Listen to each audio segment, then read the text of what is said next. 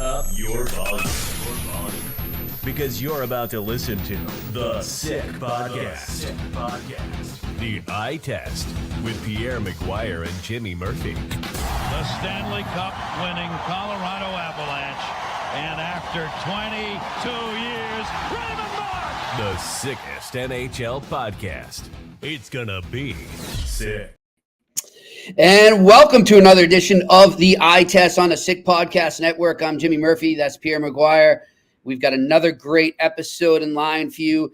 The general manager of the defending Stanley Cup champion Vegas Golden Knights will be joining us shortly here on the Eye Test, and that is Kelly McCrimmon. Looking forward to speaking to him. But Pierre, let's check in with you. Where are you on this fine, what looks like a beautiful day behind you? I'm in Hamilton, New York. I'm at Colgate University. I just interviewed the women's coach here, Greg Fargo, who's an outstanding coach. Their team's a number one seed heading into the ECAC women's playoffs. So had a long interview session with him. I'm heading up to St. Lawrence University tomorrow to interview one of my former players, Chris Wells, who's the women's coach there. And then on Saturday, I'll be heading over to Clarkson and look at their magnificent new facility, watch a little men's hockey, both at St. Lawrence and Clarkson, and then do a little women's hockey evaluation, let's say, before the ECAC tournament starts. And just, so our viewers and listeners know, Pierre, why are you doing all this ECAC research right now? Well, I'm besides your passion. It's my passion for hockey, for sure. But Doug Christensen, the commissioner of the league, asked me to broadcast the women's and men's Frozen Four for their league, and it's an amazing honor. It's a league I really respect, and played in the league, coached in the league, and have a son that plays in the league now. So, I'm really excited about it. I'm really excited to do the women's event, and can't wait for that to get going.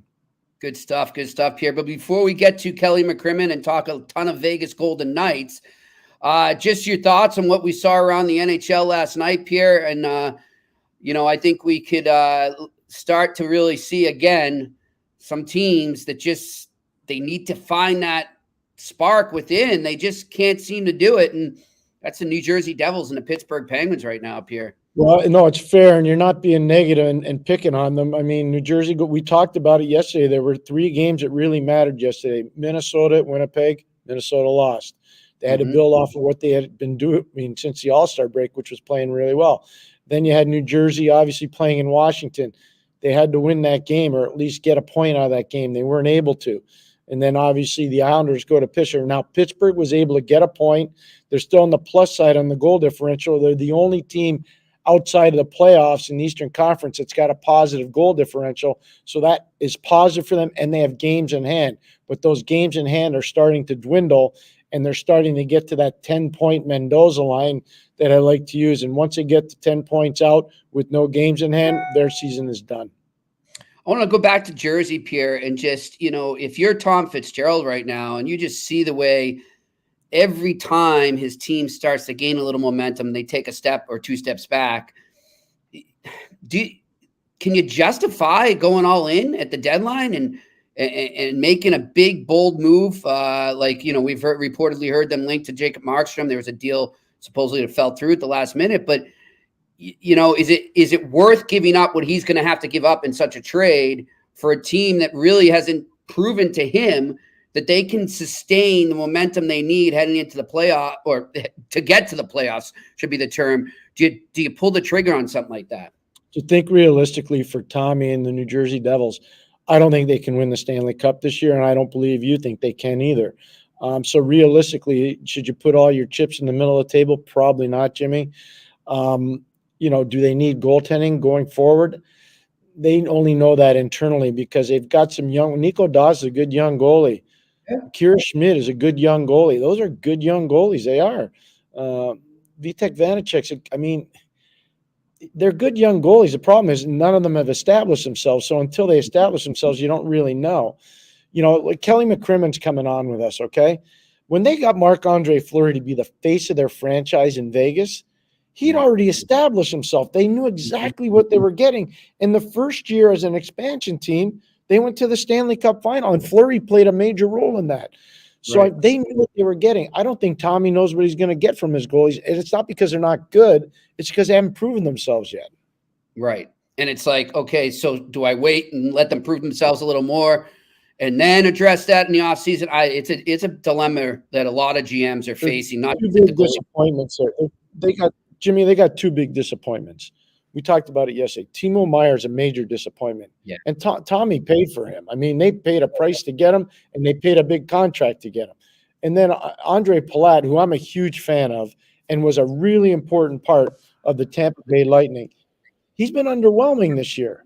Now, Inger's been part of that, but he's been underwhelming. Now, has he been better than Timo Meier? It can be argued, yes, he is, especially on the plus-minus side. But again, those two guys were brought in as more veteran-type players to help those younger players that really hadn't had a lot of experience in New Jersey, like Dawson Mercer, like Jack Hughes, like Nico Hischier, like Jesper Bratt. They haven't had a lot of those guys around, so they bring in guys that have experienced major playoff success, and those are the guys that have been underwhelming so far. Yeah, I'm with you. And maybe they need more of those guys. Maybe they need to look at some of those guys on defense. Pierre, I think, would be a key for Tommy Fitzgerald in the offseason. But to Pittsburgh, I'm not sure if you saw Pierre, but Kyle Dubas addressed the media today. He openly admitted that he's taking calls on anyone except the core players, the Letangs, the Carlsons. Well, I don't know if I'd call Carlson a core, but I'm sure he does. Crosby and Malkin. But other than that, they're open for business, Pierre, and he's sending the signals out to all the teams right now. And based on what I read, he seems like he's starting to accept, the harsh reality of what you said. Yes, they've got those games in hand. Yes, they've got a plus goal differential, but the likelihood of them pulling this off is getting slimmer and slimmer. And, I don't agree with everything. I'll be straight up, and I have to tell you this off the phone. I'll tell you it on the record here. I don't agree with a lot of what Kyle Dubas has done, both in Toronto and Pittsburgh.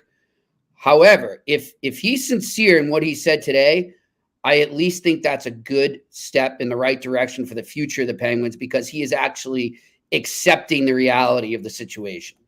That's great. Everything you said is spot on. Here's a big problem. Pittsburgh is a hard town, and those are passionate hockey people in a very sophisticated hockey market. You better make sure, if you're open for business, that if you trade away a key player, that you get the right compensation for that player, Jimmy. Because if you do not, you're taking a huge step backwards. This is an organization that over the last 5 to 6 years hasn't drafted very well because they've tried to stay relevant in their pursuit of winning the Stanley Cup. Now they're in between two different ownership groups, which is a little bit different too. They've had, Ronnie Hextall as a manager there. They've had Jimmy Rutherford as a GM there. Now they're on their third general manager in less than 5 years. So you start to do the numbers. They better make sure this year, their third general manager, Kyle Dubas, that he identifies correctly the proper players to trade and what their actual value is around the league, because they're not really maxing out with prospects right now. No, it's a great point. And I think one of those guys, he's going to have to max the value out more and more. It seems like Jake Gensel.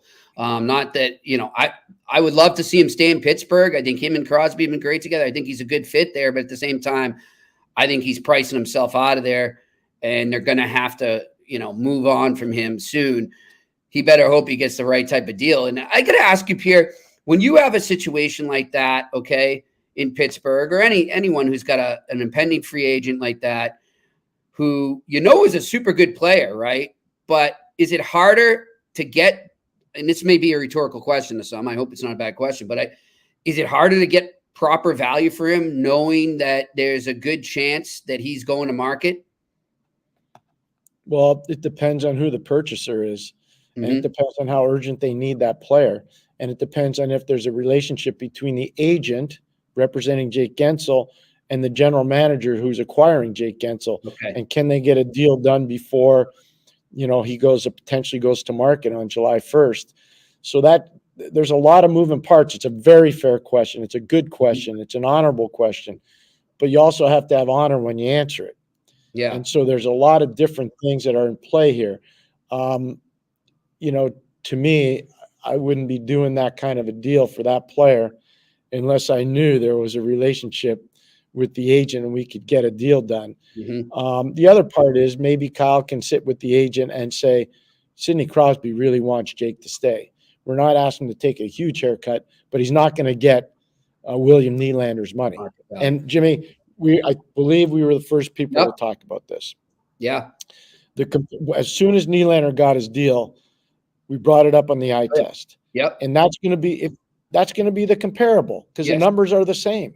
They're the same. Yep. And so, can they afford to pay him $11 million? Sidney Crosby makes $8.5 million. Mm. Eric Carlson makes over $11 million a year. Sidney Crosby's way under market value for Sidney Crosby. He really is. But he did the Tom Brady. He took the haircut to keep the players around him good. Yeah. Because I was talking to a really, really good hockey person today when I was driving up here from Boston. And he made a point to me that I thought was really refreshing about Sidney. And he said, you know what Sidney Crosby is? He's pure hockey. That's his terminology.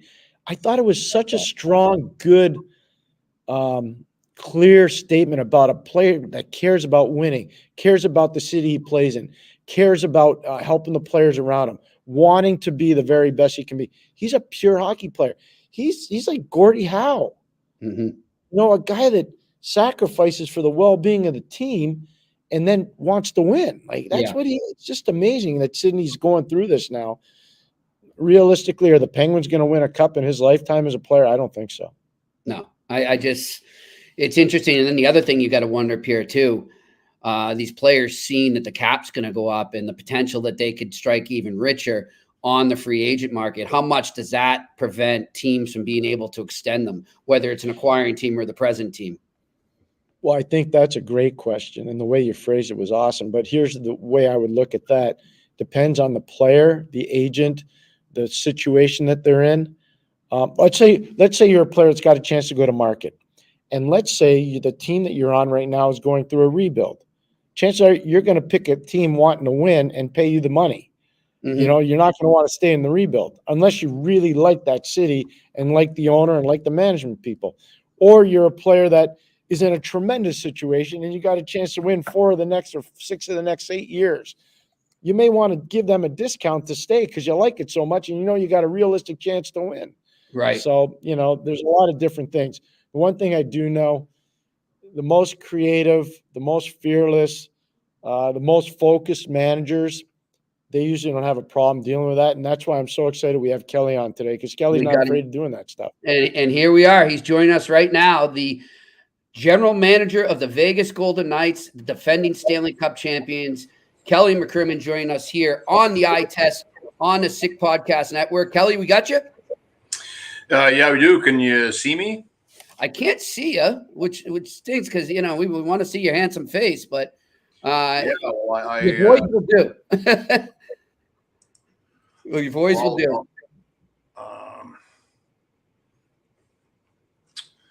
I don't see where my camera is off, guys. Sorry about that. Interesting. No worries. Well, we can hear you fine, Kelly. Don't worry about it. I got Pierre McGuire with me here as well. Hi, guys.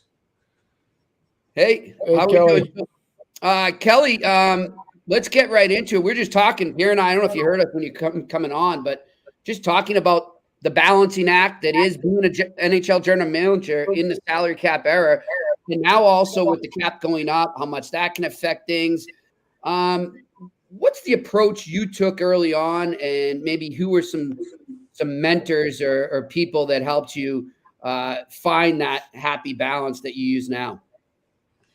Well, it's been made tougher with the pandemic and the flat cap. So the challenges that general managers dealt with, ever since the system changed in the National Hockey League, changed again with the flat cap, because it's not about what it does to you necessarily in free agency. You have younger players that come off of entry-level contracts. They're RFAs, sometimes without arbitration rights, sometimes with arbitration rights. They're younger players that you really want to keep in your organization, but they've earned a reward.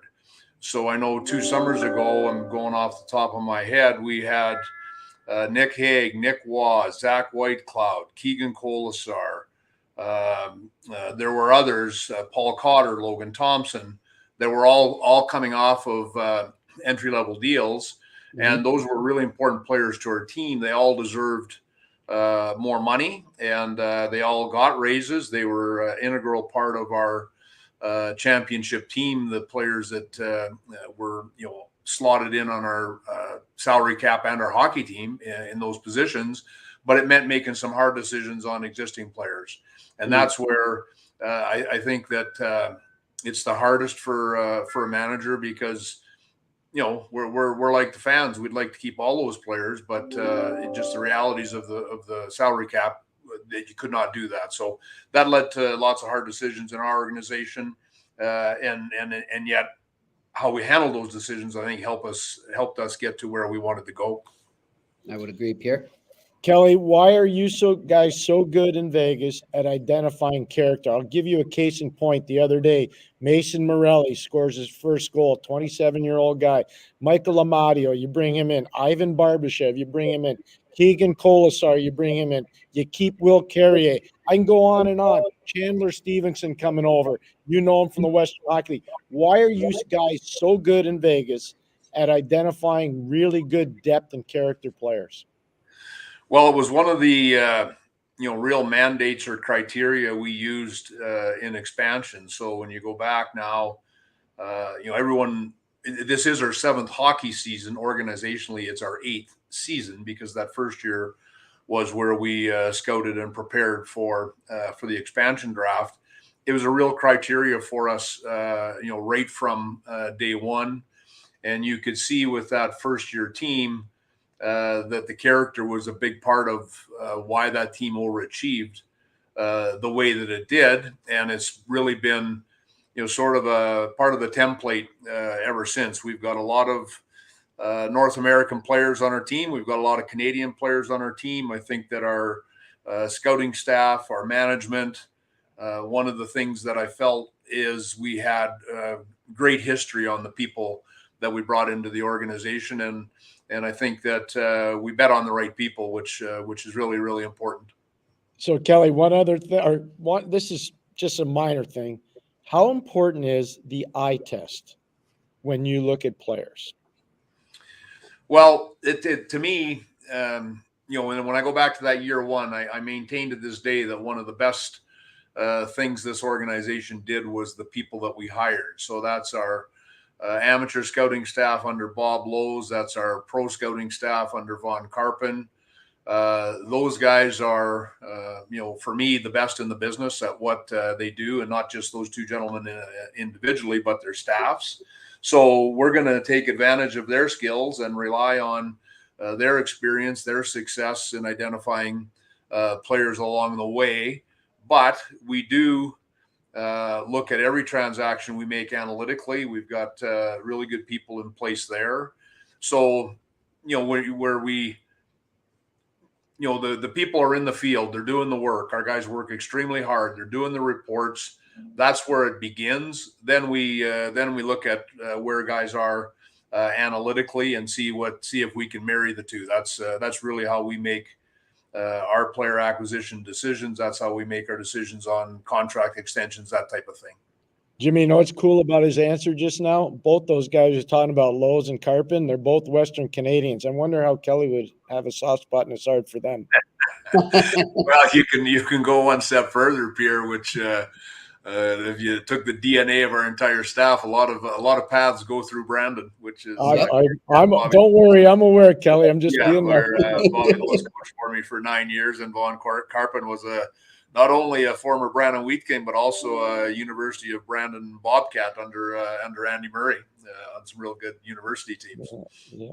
Good stuff. One of our commenters saying right now, Kelly, tell him that I went to every Wheat Kings practice from 2011 to 2017, and I designed every one of my practices from Kelly's book. He's one great man. So there you go. That's a real compliment. Thank you. Yeah, thank you. Well, that's awesome. See, that's what I love about this. That's tremendous. That's great stuff. Good stuff. Kelly, I know Pierre does want to get into a little your background in a bit. Before he does, though, just two quick questions I have for you. any updates you can provide on Mark Stone or Jack Eichel right now, or status quo? Well, Mark was injured last night in late in the second, didn't play the third. He's getting tests this morning. He's going to be out of our lineup for a while, is what I could tell you right now. Jack's rehab has gone, on time. I guess would be the easiest way to say it. He's not far off. He's not ready to go right now, but he'll be playing in the not too distant future. Will Carrier, another player that's been out of our lineup for a significant stretch, should be back not too far into the future as well. And then we were really happy to put Shea Theodore into our lineup last night. I think he missed 36 or 37 games, and he's such a mobile two-way player that he really changes the makeup of our team. So it's interesting. Last night we played the six defensemen that we won the Stanley Cup with. So that's Martinez, Petrangelo, McNabb, Theodore, Haig, and Whitecloud. It's the second time this season those 6D have played. So that's the type of injuries that we've dealt with on our back end. And then, of course, Aiden Hill missed 22 games. Jack Eichel is going to be in excess of 6 weeks. William Karlsson was 6 weeks. We've had Ben Hutton was 6 weeks. Caden Korzak was 6 weeks. We've really been hit with injuries. And, of course, Mark Stone here last night. We'll see what that timeline looks like. But that's been a real challenge for our team, and credit to Bruce Cassidy and our coaching staff. They've kept us in the mix. Credit to our American League affiliate in Henderson with Tim Speltz and Ryan Craig. We're going on the road on Friday. We're taking 5 players from Henderson on our trip. So that's the value of an American League team. Of course. Pierre, let's go down memory lane. Well, before we do that, though, I just wanted to ask Kelly about free agency. Can work sometimes, and other times it doesn't work very well. You guys hit one of the greatest free agency home runs I've ever seen with Alex Petrangelo. Oh, yeah. I can only imagine what that conversation was like with the folks from Newport Sports when you finally put pen to paper and got him signed. How did you recruit him? What'd you do? Well, that was probably when you look at sort of, real key moments in the franchise's history, that's certainly one of them. I still always look at the acquisition of Mark Stone from Ottawa as being, a real significant moment in our history. Alex recently played his 1,000th game in the National Hockey League, so it part of that is I gave some thought as to sort of how it came together, Pierre, to the question that you're asking. He had been a Stanley Cup captain with the championship team in St. Louis in 2019. His contract was expiring. They weren't able to get together on what an extension would look like. And it was a pretty bold move by Petro and his wife, Janie. And, at that time, still four small children. For him to make the commitment to come here, I think he really believed we were doing everything that we could to win. He wanted to be part of that. And, we had been to, I think, 3 Final Fours in 5 years when we got Alex, and you could tell that those championship teams had that defenseman, and it was Hedman, it was Alex himself in St. Louis. You need that D1 for me to give yourself a chance to be a champion. That was the team's motivation, our motivation in trying to bring Alex into Las Vegas, and I think that it proved instrumental in our team winning. And it's so, I said it to him that night, Alex Petrangelo is so much more than a hockey player. He is such a fantastic person. I think he's a role model for our young players, how he is as a husband, how he is as a father. John Stevens has stood behind the bench of a lot of really good NHL teams, worked with a lot of really high-end NHL defensemen. When you look at 2 Stanley Cups with a Drew Doughty or Miro Heiskanen when he was in Dallas, and he's just amazed by the calmness that Petro brings to our blue line, and he's a really, really good player, and he's a tremendous person. So that's what he's meant to us, and then for me, Jack Eichel was the same thing in terms of that first line center that you have to have to be a champion. So those were really key additions for our team. Speaking of additions, you played in the Saskatchewan Junior League. You played in the Western Hockey League with Brandon. And then all of a sudden you go to the University of Michigan when the rules were different.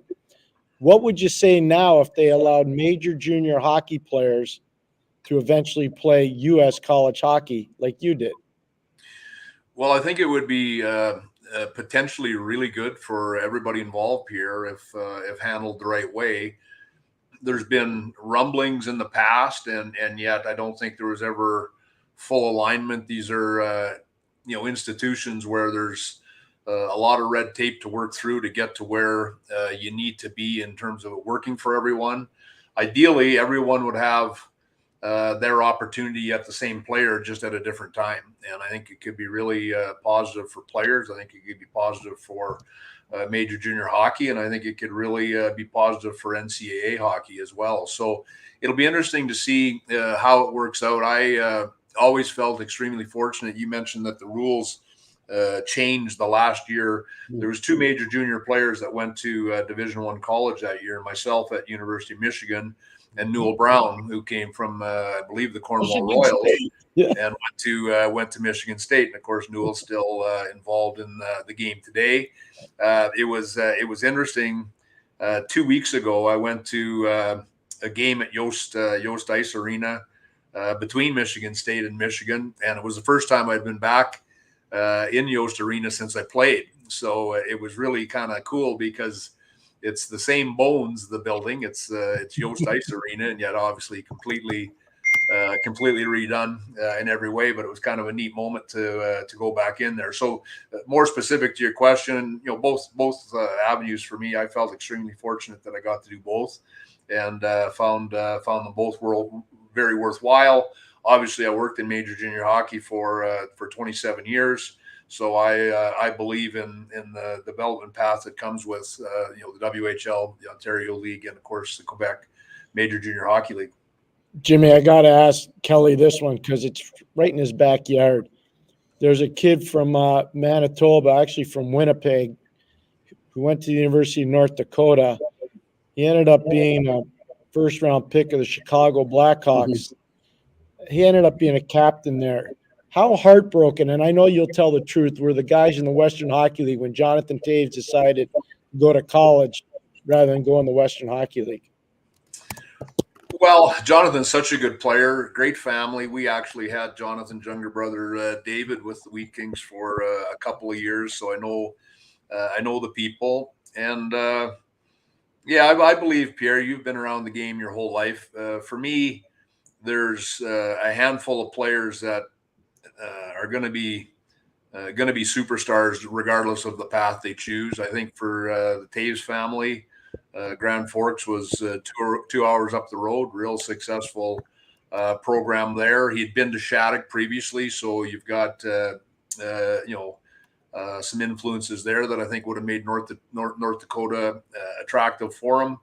And it would be a real blow to the Western Hockey League not to get Jonathan Toews. I guess the flip side is when you look at what a Connor Bedard did for the WHL and his 2 seasons plus there. Those are players that you're so proud of. And you know what? One of the just fantastic things about hockey, not to hop up on the stump, but our superstars over decades have just always been such good people and such good ambassadors of the game. So Jonathan Toews clearly one of those people. Connor Bedard just looks like he does everything right, not only in terms of how he plays the game, but how he treats the people around him. Sid, Mario, go back to Bobby Orr. You've got Wayne Gretzky, Connor McDavid. The game has been blessed that those superstars understand how important they are to the game of hockey. Good stuff. I want to ask you, Kelly, just when you brought Bruce Cassidy in, what were you looking for from him, for the team at that time, in that moment, and how much did he meet those expectations? I mean, obviously a lot. You won the cup, but just specific stuff that you saw him do that said, I knew this guy could do that.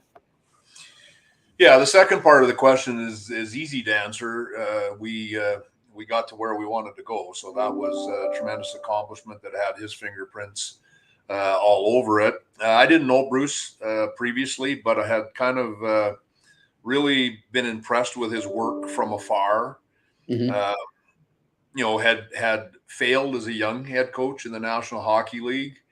It's interesting if you look what he did from that time till the time he became a head coach again. And then, there's some, it's meaningful when a guy, I think Bruce was in the Boston organization, maybe 14 years. Mm-hmm.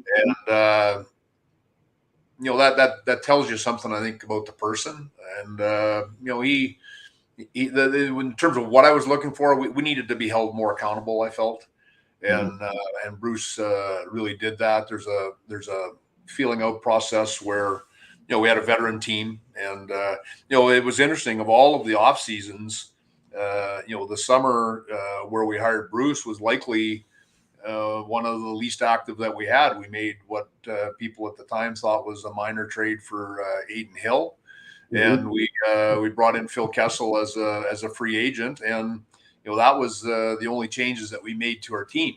The year previous, we missed the playoffs with all of the man games lost to injury. It was just we couldn't overcome it.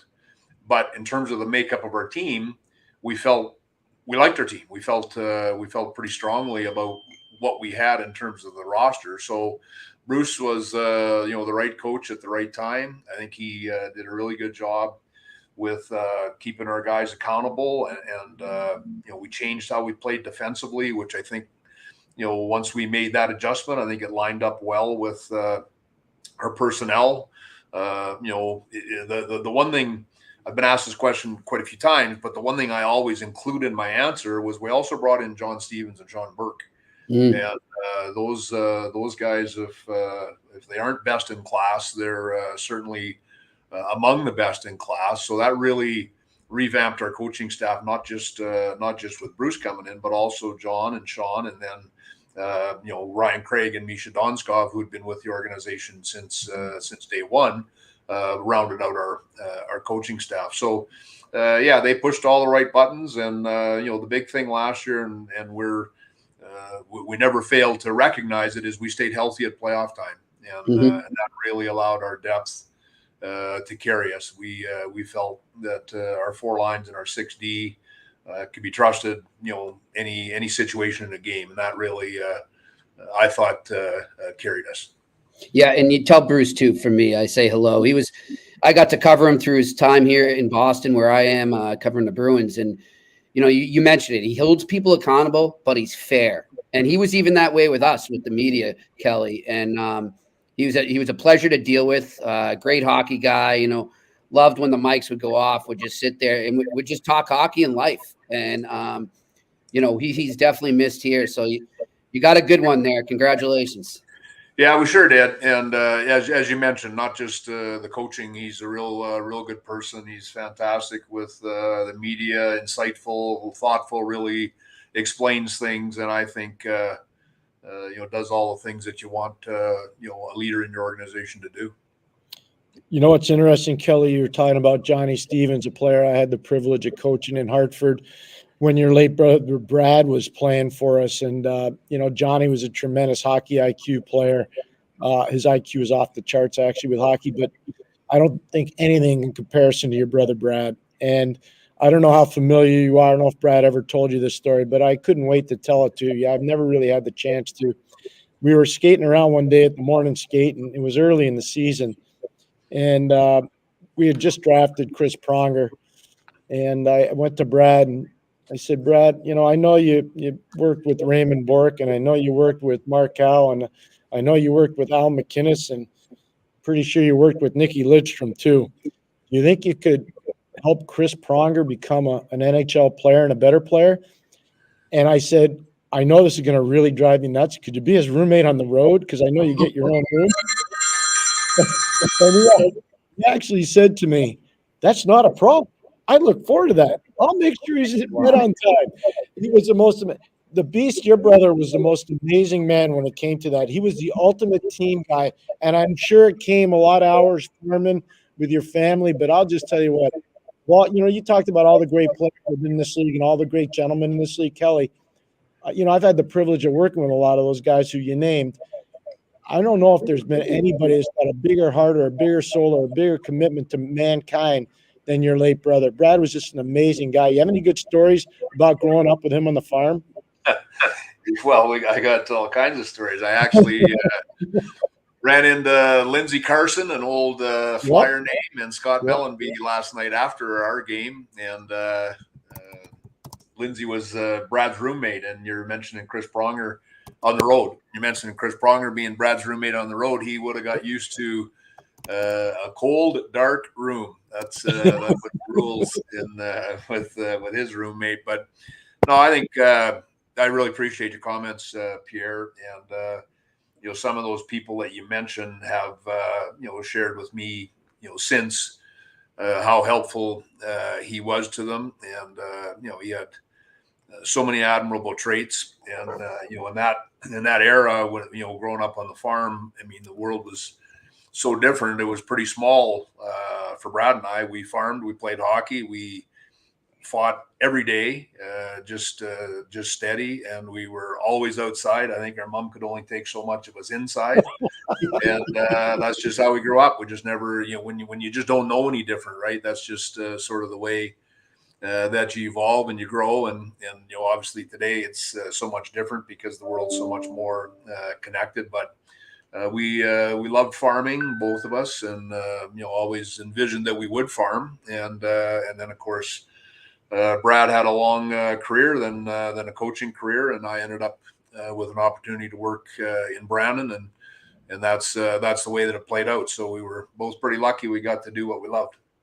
Good stuff. Good stuff. Well, listen, Kelly, I know you're a busy man, and there's a little thing coming up 2 weeks from Friday that's going to keep you busy. So we will let you go, and we really appreciate you taking the time here on the eye test. It's really been a pleasure, and we'll talk to you down the road, eh? You bet. Thanks, guys. Anytime.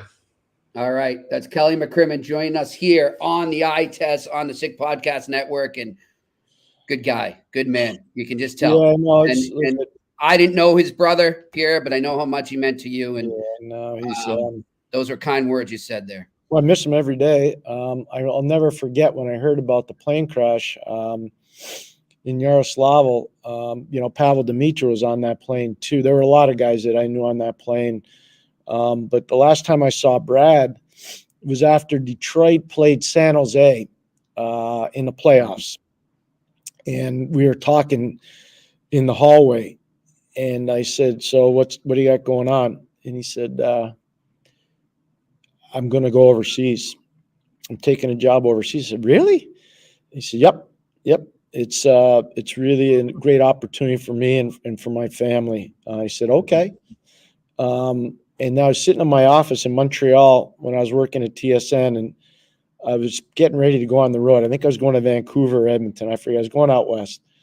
And they came on with a breaking news report about the plane crash in Yaroslavl.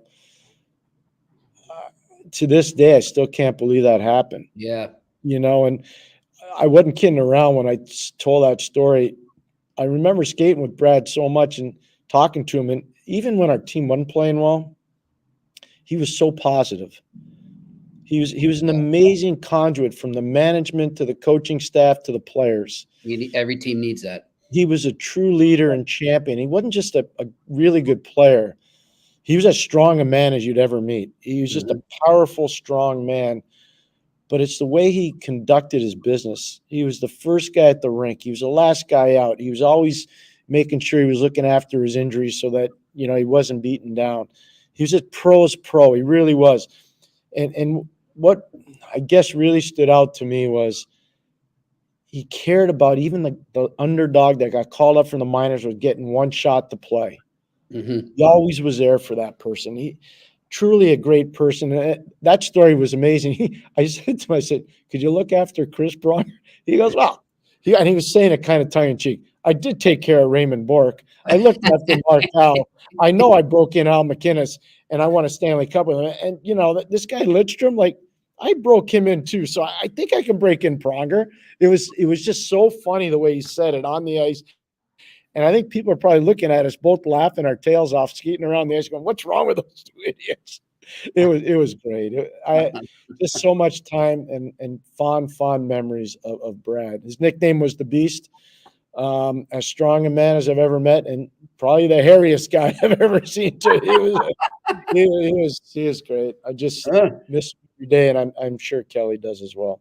Yeah, I remember too. I was I think it was just as training camp was starting. No, Pierre, when that happened, it was like September. It was. Right? It was early. Yeah. It was early. Yeah. Yeah. Really early. And I remember Joe Haggerty was picking me up. We were driving up to Wilmington, Mass. And we just saw it as I was walking out the door. And it was like, whoa. Yeah. And I met him a couple times. I didn't know him. Didn't know him really, but I met him a couple times. Always enjoyed talking to him. Yep. Good stuff. Rest in peace. But that was a great interview there. Good news there. It sounds like on Eichel. For the Penguins, that'll be huge, but not so great news on Mark Stone. But did you hear how important character was? Yeah, that was, and internal knowledge. So if you look at most of the people that are working there, and most of the people that are drafted there, and most of the people that are free agents signed there, they have one tie-in. They're Western Hockey Leaguers. Kelly is an expert on the Western Hockey League. Yep. You know, they knew Zach Whitecloud, and not to throw stones at anybody. The LA Kings had Zach Whitecloud in a development camp. They did. Mm-hmm. They did. He's a free agent. That. And they didn't sign him. He goes to Bemidji. Vegas signs him. Yeah. One of their biggest rivals, because Kelly knew him. Yeah. Kelly knew him. And that's just one example. Keegan Colasar wasn't drafted by the Vegas Golden Knights. I can go down the line. Yeah. Look, Michael Amadio. Now he's an Ontario League guy, but still, look, he played in LA. I mean, character matters so much for that team. Yeah. And I loved what he said. He said that was one of our organizational philosophies when we started. Yep. And that's why they've been so successful. And Pierre, I'm going to bring it up now. We've been meaning to do this, but we'll start it now. Our good friend there, Bob Borgen, has been delivering us some this date in hockey history. And wouldn't you know, Pierre, that on February 21st, this day in 2018, the Vegas Golden Knights set an NHL record for most points by a team in its inaugural season with 22 games left in the season, when their 7-3 win over the Calgary Flames gave them 84 points on the year. They also set an NHL record with their 23rd home win in that game. By the way, we're going to do this every day with Bob Morgan's handiwork. First of all, he was an amazing TV personality behind the scenes, an unbelievably professional man. Anytime you went to LA, and if you didn't talk to him about hockey or the LA Kings, you were making a big mistake. Mm-hmm. And just a legend in our business, in the media business. And he's got this amazing profile of all these different things around hockey. And I can't wait for us to share them every day going forward with our listeners and our viewers. It's fantastic. It really is fantastic. And he does filmmaking as well, Pierre? He does everything. Wow. His late wife was one of the stars of MASH. Oh, wow. She just passed away. Okay. And so, Bob's an awesome person and a tremendous hockey person. Tremendous. Well, I look forward to meeting him. We'll have to, next time I'm in LA visiting my buddy Jay Batten, we'll have to all get together. Jay's a good hockey guy as well. And he runs, if you're ever in LA, and I'm going to give him a little plug here, he has the best pizza in LA. It's called Garage Pizza, Pierre. It's in Silver Lake, right in Hollywood there. Check it out, and you tell them that Jimmy Murphy sent you. They'll treat you like a king. No, I'm going to go with you. I'm not going by Let's myself. go together. Yeah. Go together, exactly. Let's do it. All right, Pierre. Hey, what do you say? Let's open it up to the questions. And I see a lot of people just loving that interview. A lot of connections in our comment section. People that knew Kelly McCrimmon and have ties to him, whether it was as a Flames fan or Shane Oliver knowing him in Brandon. Lots of high praise for Kelly there. It's great to see. So let's open up the questions. All right. Jeffrey B asks, is it possible New Jersey regrets moving on from Blackwood too early?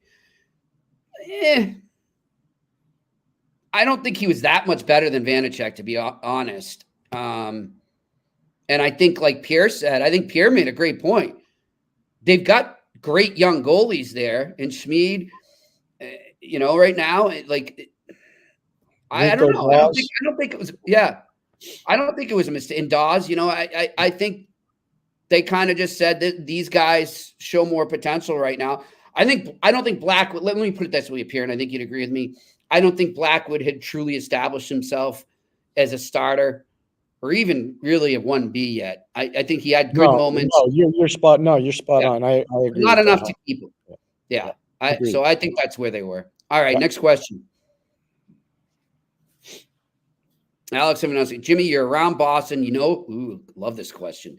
You know how Pierre and I talk about this nonstop. You know how upset Boston fans are with John Henry and FSG. Liverpool fans too, by the way. Why should the Penguins feel any better about their situation going forward? Pierre, you know my opinion, but I'll tell our listeners and viewers it now. They shouldn't. What I've seen with FSG and specifically with John Henry in the last 5 years is him going off and buying what I like to just call toys. He's got a ton of money. He goes around, he buys a team, he buys a racing team, he buys the Liverpool, buys the Penguins. He dabbles with it for a little, and then he just moves on to the next one. And now, of course, he's getting into LIV golf. That's his big thing now. So, yeah, if I'm Penguins fans, I'd be very worried about the absentee ownership that you have right now, because I've seen it firsthand with the Red Sox. And, of course, I'm a huge Liverpool fan, and it's the same things happen there as well. Yeah, I'm not prepared to go as strongly as Jimmy did, but here's what I would say is there's a lot of on Kyle Dubas. Kyle Dubas came in there as a can't-miss kid, and he got paid unbelievably well for a very long amount of time, unless ownership decides to change that. There's significant pressure because he's going to have to do something he never had to do in Toronto, and that's build a team. Mm-hmm. He has to build a team now. Most of the assets were in Toronto when he got there.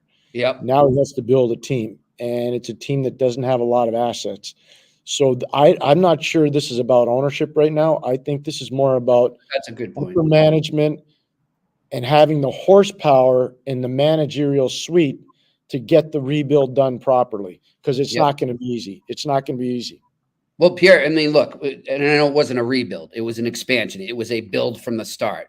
But everything we just discussed with Kelly and everything you said afterwards about getting the right people in place, getting a general concept, a general theme of what you're looking for in players, and making it, universal across the board with your scouts, your management, your hockey ops, what have you.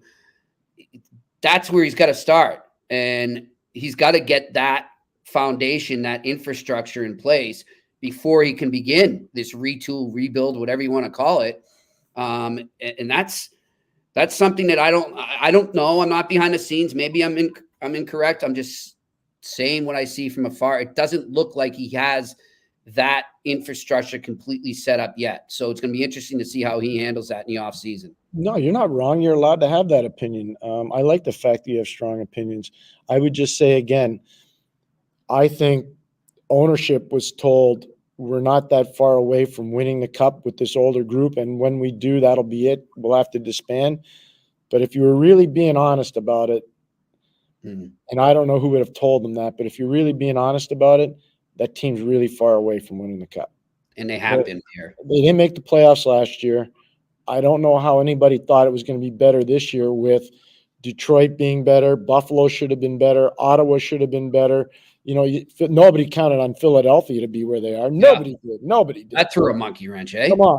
Woo. So you look at it, Pittsburgh had their chance this year to be better because Ottawa and Buffalo, especially for the wild card, they were supposed to be way better, and they're not. Even Jersey was supposed to be better. A top 3 team in the Metro, and they hadn't been. So, they had their opportunity in Pittsburgh, and again, it's too early to close the door on them because they have games in hand and their goal differential is a positive, but they're starting to lose traction.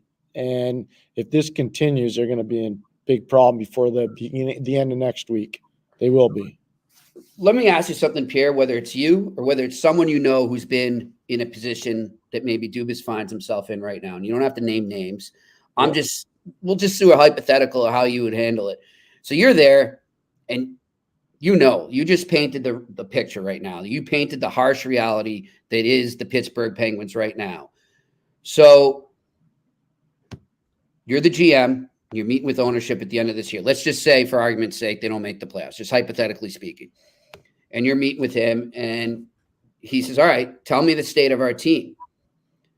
How hard is it to give that cold, hard truth? Knowing that, now I don't think in Dubas's case, it's going to cost him his job. In another GM's case, I'm sure it has been a situation like that where the GM's job was in danger. How hard is it to just be real with an owner? It depends on the amount of character you have as a person.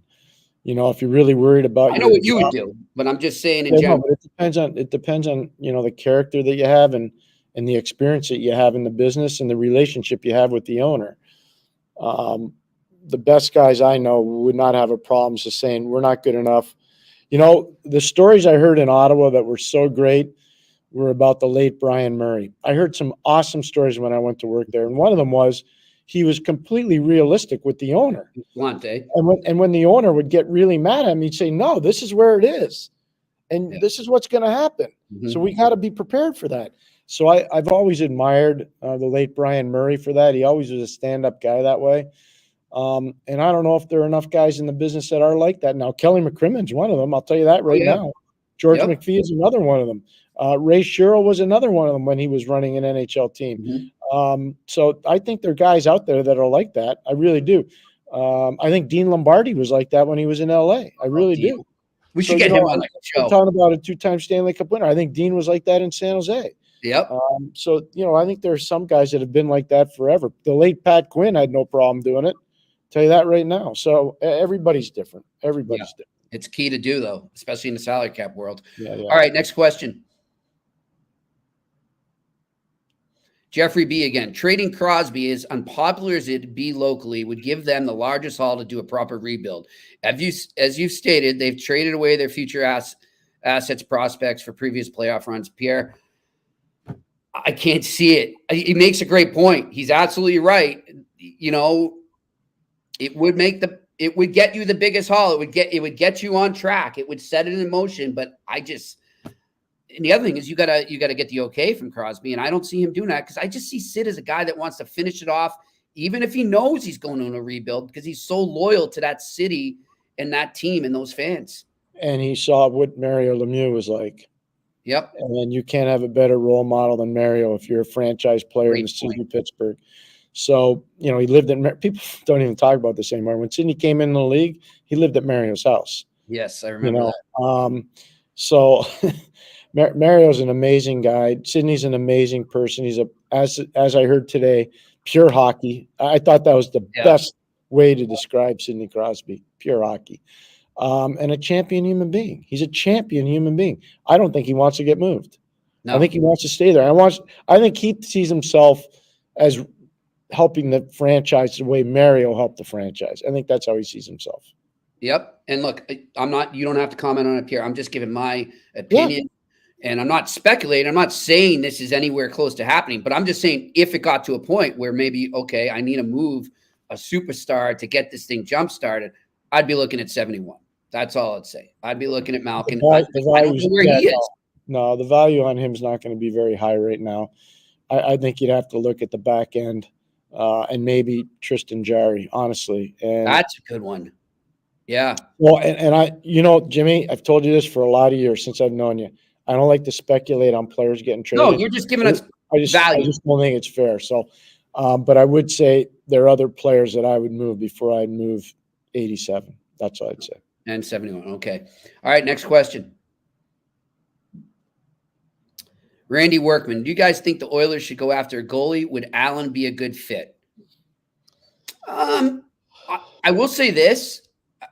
I know that I think Kenny Holland recently stated how happy he's been with Stuart Skinner. And the word around Edmonton, I know I saw my buddy Mark Spector write about it, is maybe they're veering away from that now. They think that's, as long as the team stays within the structure that they have found under Knobloch, that their goaltending can get by. I don't necessarily agree with it, but that seems to be where they are right now. I think what they're looking at is what Vegas did with Aiden Hill. Mm-hmm. I just think that's what they're looking at. And so where they're not the same as Vegas, they don't have the big trees on defense. They're as good as, and Kelly talked about it, the defense in Vegas is elite. And it all started when they got Alex Pietrangelo, that's why I asked him the question, Jimmy. I to this day, I'm still shocked at how they were able to get him away as a captain of a Stanley Cup winning team. Anyways, stuff happens. St. Louis has never recovered, Pierre. They have never recovered. That's all I'll say. But I think they're looking more at the Vegas model. I think if they had to upgrade now, it wouldn't be so much about goalies. I think it'd be more about defensemen and bigger depth forwards who can skate. All right, let's go to the next question. We'll do 3 more. Alex Evanovsky, you got to give ownership groups in Montreal, Chicago, Detroit, and so on credit. It takes commitment to do a full, proper rebuild. 100% agree. You're right. Chicago's just starting. So 100% correct. The best one, though, is the New York Rangers. They actually had the commitment to send a letter to their season ticket holders. To do a rebuild in New York the way they did it, off the charts. And so Jeff Gorton deserves a huge amount of credit for that. He's a man, the visionary, that actually had the courage to want to propose this to Glenn Sather and go forward with it. And so I have a ton of respect for Jeff and what he did there. I really do. And I think that's exhibit A of a rebuild. And it's carried over into his new team as well. And I think he's having a great effect there. All right, next question. A to Z me. What's Allen's value? What would Allen's value be right now on the trade market? In my opinion, he's been brutal. Woo. Yeah, it's a draft pick. I don't think and it's not the level of draft pick you would be expecting if you're playing fantasy hockey, so to speak. It won't be as great. And look at Jake. Jake's had a lot of good years in the league. He has not had a stellar, let's say, last 15 games. Has not. Has not. It is what it is. I'm with you. All right, final question here. Mitch Balin just watched Carter. I'm going to kill this name. I apologize. Yakmechik from the Hitmen. Have you heard about him, Pierre? He's got nice hands for defensemen. I have not. So I think we went over this before. Going to really start focusing in on the draft and the draft eligible players after the trade deadline. And so that's when you can start bringing the draft stuff. I don't even try to pretend. I know a lot of people read other people's work and then try to pretend it's their own. We focus on the NHL. No, we try to focus on the NHL, the American League right now, and college hockey. That's what we're focused on right now. Beautiful. All right, Pierre, listen, and thanks to everyone for their questions there. Look forward to tomorrow. And speaking of tomorrow, speaking of a team that was prominent in our conversation today, the Pittsburgh Penguins. Pierre, we've got a Penguins guest lined up for tomorrow, don't we? The old 2-9er, Phil Bork. Can't wait to have Phil on tomorrow. What a gentleman, just an awesome guy. I had the privilege of working with Phil in Pittsburgh, and we picked him up in Ottawa when I was there my first time around in Ottawa. And champion guy, 2-time Stanley Cup champion, awesome hockey player, tough as nails. And he just does such a great job in the Pittsburgh community right now with the media and all the charitable things he does. He's a really special guy. And, Jimmy, I told him, I talked to him this morning. I said, Phil, would you join us?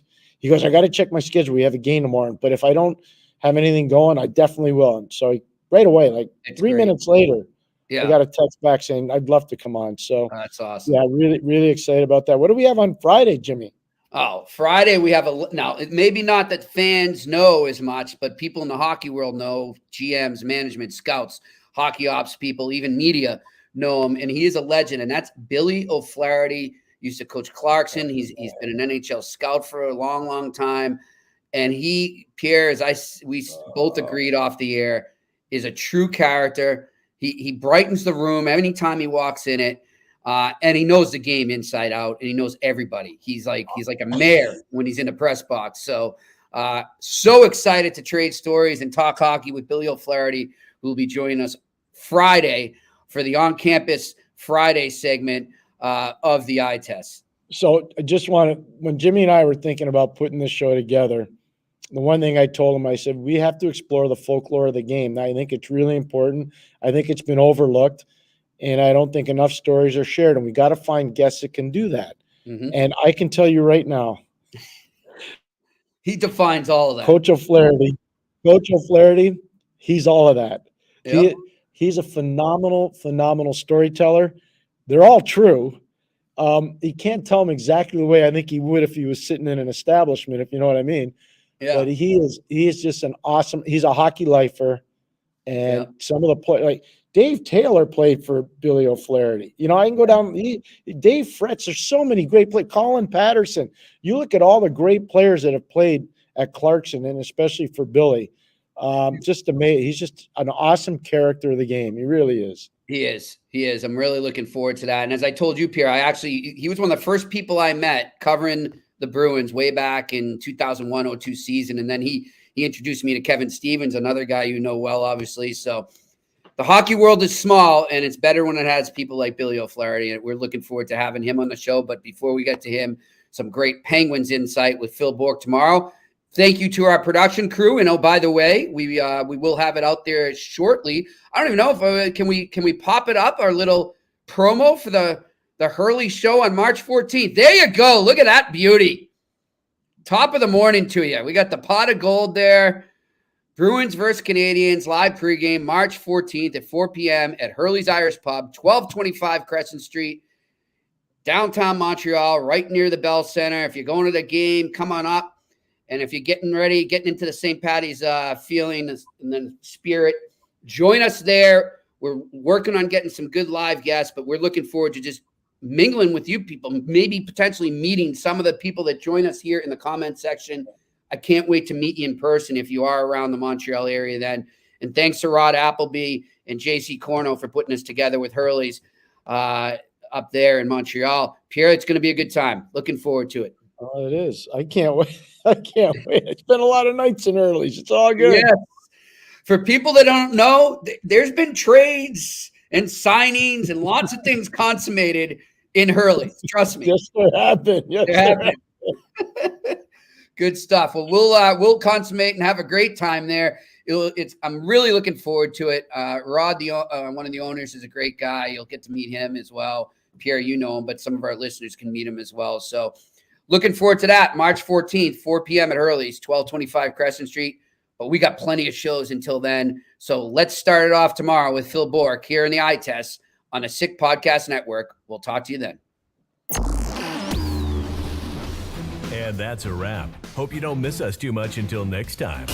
Follow the Eye Test with Pierre McGuire and Jimmy Murphy on YouTube, Facebook, Google Play, and Apple Podcasts.